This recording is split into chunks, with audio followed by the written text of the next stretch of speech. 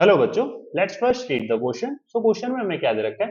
Consider separate solution of 0.500 m C2H5OH 0.100 m Mg3PO4 का whole twice 0.250 m KBr and 0.125 Na3PO4 at 25 degree Celsius. Which statement is true about this solution?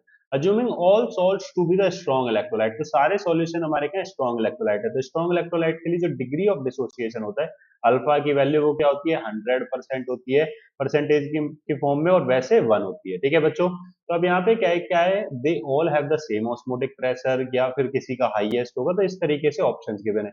तो सबसे पहले osmotic pressure का formula लिखेंगे बच्चों, तो पाई बराबर आई सी आर टी।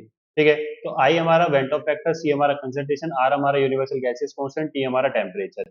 ये इस तरीके से है बच्चों। ठीक है, तो अब यहाँ पे क्या है कि हमें क्या करना है, सबसे पहले आपको देखना है कि भाई यहाँ पे टेम्परेचर हमारा 25 डिग्री सेल्सियस दे रखा है सभी के लिए, तो टी की तो कोई वैल्यूएशन रही नहीं। ठीक है, इसी तरीके से आर यूनिवर्सल गैसेस कांस्टेंट, इस पे भी पाई डिपेंड नहीं करेगा। तो पाई किस पे डिपेंड करेगा? प्रोडक्ट ऑफ आई एंड सी पे। ठीक है, तो अब आपको क्या करना है बच्चों? आई निकालना है। तो सबसे पहले हमारे पास क्या, 0.500 m C2H5OH एक्वस।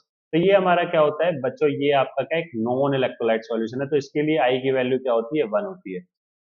ठीक है, तो पाई बराबर इसके लिए क्या आ जाएगा? तो 1 मल्टीप्लाई में 0.5, तो यहाँ से हमारे पास और साथ में R T as it is ही रहेगा, तो 0.5 आर टी आ गया। ठीक है, ये हो गया पाई वन। इसी तरीके से अब हम पाई टू कैलकुलेट करते हैं, तो पाई टू के केस में क्या, Mg3PO4 का होल ट्वाइस है। तो ये क्या करेगा बच्चों? Mg3PO4 का होल ट्वाइस है, तो ये 3Mg2 पॉजिटिव एंड प्लस में 2PO4 3 नेगेटिव में इस तरीके से क्या होगा? डिसोसिएट होगा। तो आई की वैल्यू यहाँ पे क्या आ जाएगी?